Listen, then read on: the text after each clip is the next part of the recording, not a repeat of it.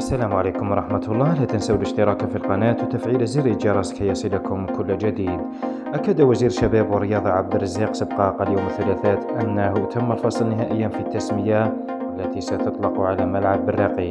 وقال المتحدث: اللجنة المركزية الوطنية لتسمية الملاعب أصدرت قرارها فيما يخص تسمية الملعب، والذي سيحمل اسم الزعيم الجنوب إفريقي نيلسون مانديلا. وهذه بعض الصور لملعب بالراقي اليوم تحضيرا للشان. تابعوا ولا تنسوا الاشتراك في القناة وتفعيل زر الجرس.